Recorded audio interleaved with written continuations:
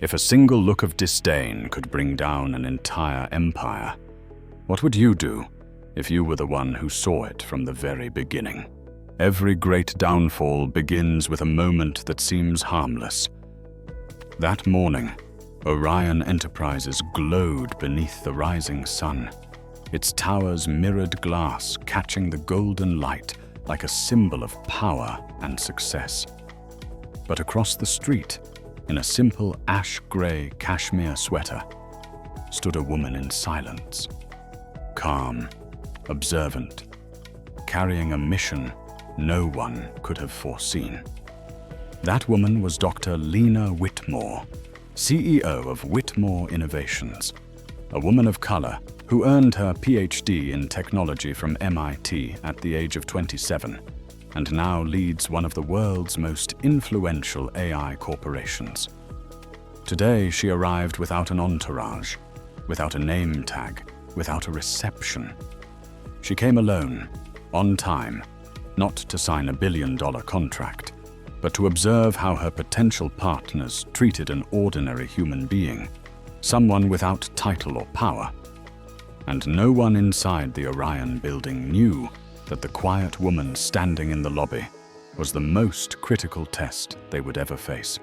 Lena stepped into the grand lobby just as the wall clock ticked to 8:05 a.m. She took a seat in the corner, pretending to scroll through her phone, eyes quietly scanning the space. At that moment, an elderly woman, hunched and dressed in worn clothes, wandered into the lobby. She mumbled something about looking for a restroom. Without waiting for clarification, the receptionist, Brittany Sloan, sprang to her feet, her voice sharp as a blade. "This isn't a shelter. Get out before I call security." The old woman muttered an apology, bowing her head. But Brittany had already pressed the button, and within seconds, 2 large security guards arrived, grabbing the woman and dragging her out like a threat. Lena closed her eyes for a moment, her hand tightening around her purse strap. It wasn't the first time she had witnessed that kind of contempt, but this time it came from a company she was considering investing over $400 million in. A few minutes later, Lena stood up and approached the reception desk. "Good morning. I have an appointment with Mr. Roger McCallan at 9 a.m. Could you please check the schedule?" Her voice was calm, yet firm. Brittany looked up, her curiosity quickly replaced by a cold detachment after just one glance. Her eyes swept over Lena's brown skin, her unbranded outfit, her neatly tied curls. "Name?" Brittany asked without a greeting. "Lena Whitmore," she replied. A smirk curled on Brittany's lips. "Oh, you must be at the wrong building. Deliveries go through the back." Lena paused for a second. That sentence, with its mocking tone and quiet command, was the final sound that opened the door to tragedy. She didn't raise her voice. Instead, she simply said, "I'm here to discuss the strategic partnership between Orion and Whitmore Innovations. I suggest you double-check the schedule." Brittany pretended to type, then tilted her chin defiantly. "No such name. If you don't leave now, I'll have to call security." Before Lena could say another word, she felt a hand grip her elbow. 2 security guards appeared and began escorting her out of the lobby like a disruptive trespasser.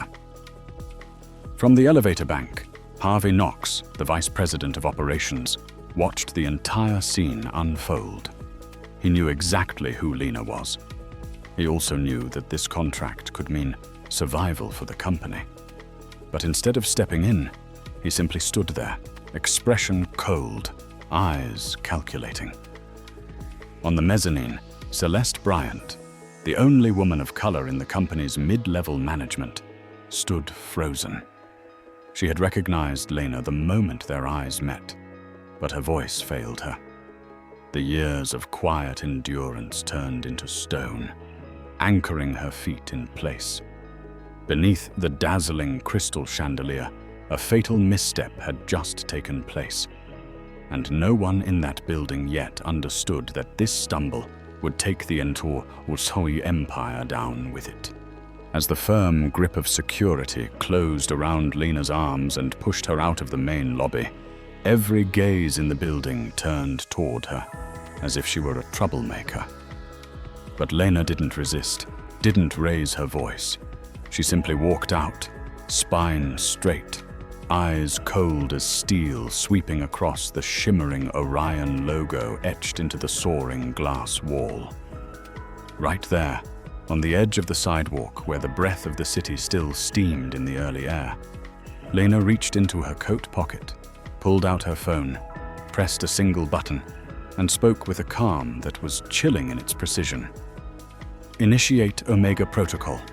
Terminate all negotiations with Orion effective immediately." Her voice did not waver. It rang out like the first strike in a chain reaction that no one inside Orion could have possibly foreseen.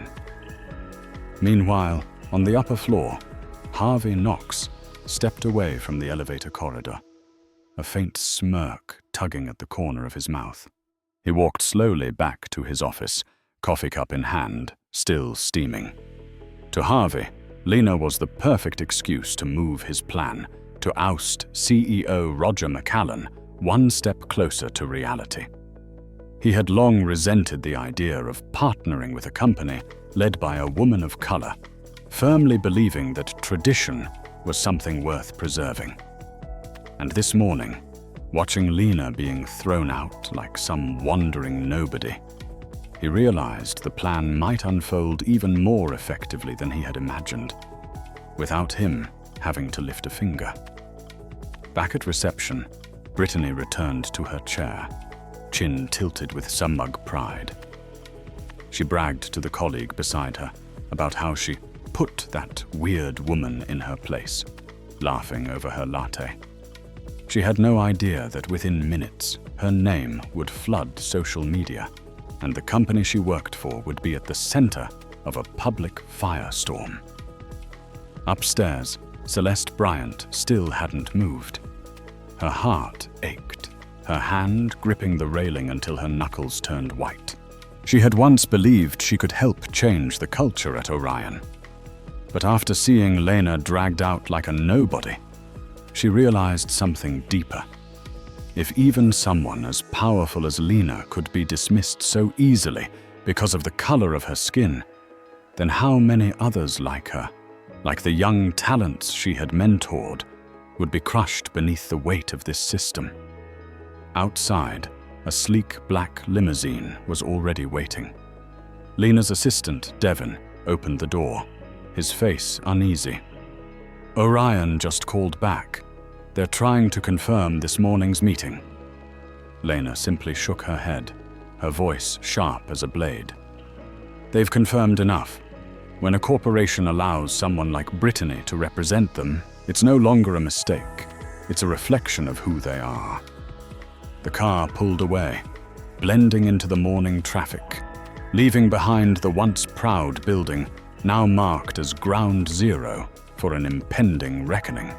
From the moment Brittany uttered the words, "Deliveries go through the back," it wasn't just one woman who had been insulted.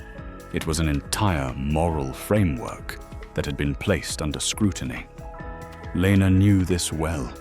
She didn't need to raise her voice, didn't need to retaliate with words. True power lies in action. And the plan she had long prepared was now set into motion, step by step, level by level, detail by detail. She would bring Orion down, not by striking it, but by letting it collapse under the weight of its own arrogance and prejudice. And this was only the beginning of the earthquake Lena Whitmore was about to unleash.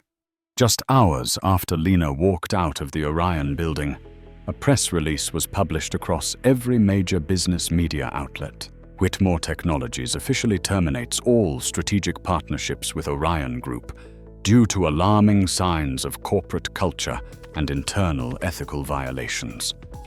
The statement sent shockwaves through the industry. Orion's stock plummeted without pause as investors scrambled to sell. On social media, a security camera clip from the lobby began spreading like wildfire. A woman of color being escorted out by guards while the receptionist casually sipped her coffee. No caption was needed. The internet did the rest. Inside Orion's headquarters, CEO Roger McCallan sat frozen in an emergency boardroom meeting. His trembling hand gripped the finance report. "Who is responsible for this?" he demanded, voice low and strained. A junior staffer answered quietly, "Sir, it was Brittany, the front desk receptionist. She didn't verify the guest's identity and called security to remove her." Roger leaned back, eyes vacant. But what truly left him reeling wasn't Brittany's behavior. It was the identity of the woman she had thrown out. Lena Whitmore, the one person who held the key to rescuing Orion from a financial crisis that had been silently smoldering for months. Harvey Knox sat in the corner of the room, hands clasped calmly in front of him, expression detached, as if none of it concerned him. "Strange," he said softly, voice laced with suggestion. "I thought I saw someone who looked like Dr. Whitmore in the lobby this morning. But since she wasn't being welcomed, I assumed it must have been a mistake." Roger's eyes flickered with suspicion, but before he could speak, Harvey stepped back and let others take the floor. Inside, he knew this media storm was the price Orion would have to pay, but it was also the perfect storm to advance the one goal he had chased for over a decade, the CEO seat. Outside the boardroom, Brittany sat curled into herself at the HR desk. Her face was pale as she listened to the words confirming her termination. But what shattered her completely wasn't the firing. It was the news that Lena Whitmore was personally suing her for discrimination and defamation. $2 million in damages, the HR manager said coldly. Brittany broke down in tears, utterly destroyed, with none of the arrogance left in the woman who once looked down on everyone who didn't look like her. Upstairs, Celeste Bryant watched the entire scene unfold through the floor-to-ceiling windows. She knew this was a turning point, not just for Orion, but for herself. The silence she had carried on that call that day was now gnawing at her soul. And she made herself a promise. If this continues, she would not remain a bystander. From now on, she would act. Not for herself, but for every person who had ever been stepped on in the name of procedure and corporate culture. The earthquake Lena triggered was shaking more than financial foundations. It was tearing off the mask of moral pretense from a corporate empire once seen as a symbol. But that still wasn't the final blow, because at the heart of Orion, a far darker secret lay buried, waiting to be brought into the light. And Lena was the one who would shine that light. In the early morning light, sunlight filtered through the frosted glass of Orion's towering building, casting a faint glow across the weary face of Roger McCallan, the seasoned CEO now facing the greatest shock of his career. Just as he finished a tense meeting with anxious shareholders, his private secretary stepped in and placed a thick stack of printed documents on his desk without saying a word. Roger opened the file, and with every line he read, the color drained from his face. Before him was a chain of leaked emails between Harvey Knox, the executive vice president and his once trusted right-hand man, and James Harlow, CEO of Axis Nova, Orion's largest rival in the defense tech sector. These emails were far more than casual correspondence. They revealed a detailed plan for leaking sensitive information, marketing strategies, customer data, even prototypes of unreleased technologies. Harvey had been quietly stabbing Orion in the back for months. The feeling of betrayal swelled inside Roger like a tidal wave. He immediately ordered an emergency board meeting. For the first time in his 2-decade career, he felt the company he had built slipping from his grasp. When Harvey walked into the boardroom, every eye turned toward him. On the large screen, email excerpts flashed. Cold, calculated, damning. He didn't deny a thing. Instead, he simply smirked. If any of you knew how to actually run a company, I wouldn't have had to make this move. Orion's been rotting from the inside for years. I just accelerated the inevitable. No apology, no fear. Just a man walking under cold white lights as if he were the victor. Harvey was escorted out of the building under the stunned gaze of hundreds of employees. Some were furious, others shocked. The rest simply heartbroken. Meanwhile, on the upper floor, Celeste Bryant stood behind a glass door, her hands clenched around the folder she had quietly compiled over the past several weeks. She was the one who had first turned over the evidence to internal security. She didn't feel proud. She felt wounded. Because the man she had once respected, once considered a mentor, had become the root of betrayal. Elsewhere in the same building, Lena Whitmore watched the events unfold through a live stream of the internal news broadcast. Her eyes showed no surprise. She had sensed the manipulation and hidden agendas that morning when she was dismissed at the lobby. But even she hadn't expected that the humiliating slap that ended a deal would become the spark that set fire to an entire empire. And at the end of the corridor, Roger McCallan stood silently at the window, watching the stream of employees filing out of headquarters. He said nothing, but a storm churned inside him. Harvey's betrayal wasn't just a financial wound. It was the erosion of the last shred of trust he had held on to in a workplace corroded by power, prejudice, and selfishness. Orion Group, once a symbol of stability, now trembled on the edge of collapse, and the storm that had begun was far from over. The next morning at Orion Group's headquarters didn't begin with the usual upbeat chatter or routine meetings. It began with panicked phone calls, sensational headlines, and a free-falling stock ticker flashing across electronic screens. The billion-dollar deal with Aegis Link had been cancelled overnight. Reporters swarmed the entrance, and the entire partner ecosystem began to turn its back. Inside his office, now colder than ever, Roger McCallan sat in silence before a drafted bankruptcy notice prepared by legal counsel. He hadn't slept. A lifetime of building Orion, and now he was the one to sign it out of existence. But deep down, he knew this collapse hadn't been caused by a sudden event. It was the inevitable result of cracks he had once chosen to ignore. At the same time, in a small ground-floor office, Celeste Bryant opened her personal laptop and quietly watched the morning news. Footage of Harvey Knox being led away in handcuffs by the FBI on charges of industrial espionage played clearly. Yet there was no sense of satisfaction in her eyes, only sorrow for the honest people left behind, for the talented ones misjudged, and for a workplace where ethics had once been treated as a luxury. In a quiet cafe just a few blocks away from Orion's building, Lena Whitmore received a call from her personal attorney. His voice was steady and calm. The court has officially accepted the lawsuit against Orion Group for discrimination and defamation.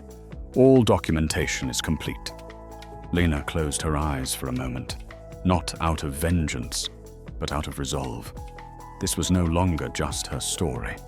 It was a statement that silence can no longer be the default response. Amid the media storm, Ashley Preston, the former receptionist who threw Lena out of the lobby, became the face of public outrage. On social media, security footage clips went viral. The contemptuous stare, The harsh words, the tone dripping with prejudice. Everything was exposed. Within hours, Ashley was fired and became the poster child for a corporate culture rotting from the inside out. But worse was yet to come. Lena officially filed a personal lawsuit against her for racial discrimination and defamation. The proposed damages reached $2 million. Ashley completely unraveled. She never imagined that a routine act, like so many others before, would mark the end of everything. But what she failed to expect even more was the silence from those who once applauded her attitude. Now, no one stood beside her. Meanwhile, Lena stood at the window of her apartment, her gaze stretching toward the distant horizon. She knew this wave was not the end. It was the beginning of a new chapter, one where those once dismissed would finally speak up, and justice would no longer be reserved for the powerful. She also knew that threats like Harvey weren't always the loudest. The most dangerous were those who knew how to exploit indifference and silence to manipulate an entire system. But now, the mask had fallen, and the truth had begun to surface. 1 year after Orion Group officially declared bankruptcy, the building that once stood as a proud symbol of the tech world, with its gleaming glass facade reflecting the ambitions of countless powerful CEOs, now bore a new name and identity. On the still unfinished scaffolding, a new sign shimmered in the morning light: Aurora Institute for Innovation and Equity. The purple and ocean blue of the new logo quietly signaled a different era, one where technology would no longer serve only profit, but would instead illuminate the path toward social justice. The first appointed CEO of Aurora was none other than Celeste Bryant. Once a forgotten middle manager at Orion, she now stood on the inauguration stage, clad in a simple gray suit that radiated quiet authority. Beside her stood Lena Whitmore, founder of Aurora, CEO of Aegis Link, and now a global symbol of radical transformation within the tech industry. When Lena placed a hand on Celeste's shoulder, their eyes met, carrying a weight of trust, mutual respect, and an unwavering commitment to a shared mission. Today, Celeste began, her voice steady, is not just the birth of a new institution. It is a reckoning. Aurora was built so that no one will ever again be silently dismissed for the color of their skin, their gender, or their background. Here, talent will be measured by its true value, not by prejudice. Below the stage, hundreds of faces, students, young engineers, startup founders, listened intently. Among them were many who had once been turned away, undervalued, who had walked with invisible burdens on their shoulders. Today, they were called by name. Today, they were the ones given the first chance. In a quiet corner away from the spotlight, Ashley Preston stood silently. Wearing the plain uniform of a community volunteer, she was no longer the name trending on social media. Now, she was the one mopping the center's floors, handing out program guides, gently helping a blind student find the right seat. It was part of her community service sentence, assigned in place of the massive damages she could never afford to pay.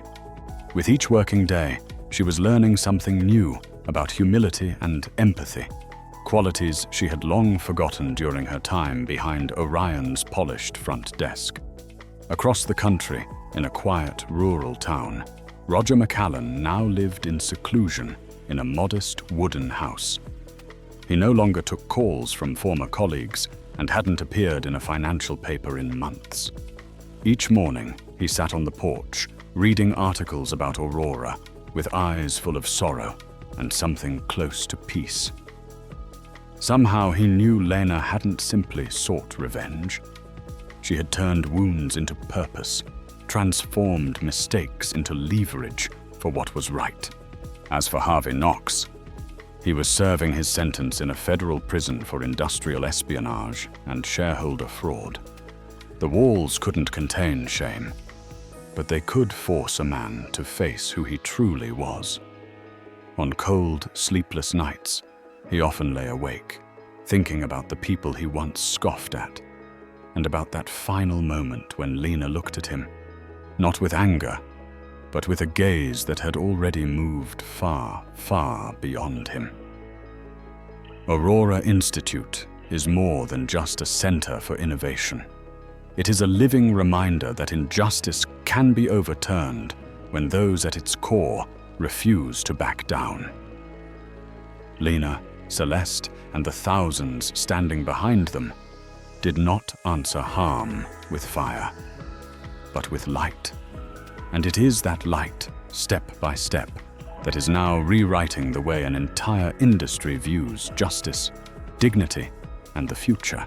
In today's business world, where technology and power can blur the lines of ethics, the story of Lena Whitmore and Celeste Bryant reminds us that justice does not come from anger, but from bold and consistent action rooted in human values.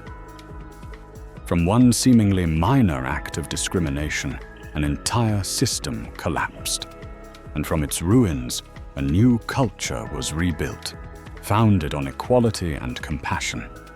If you believe that real change begins with those who dare to speak up and take action, like this video, subscribe to the channel so you won't miss more inspiring stories.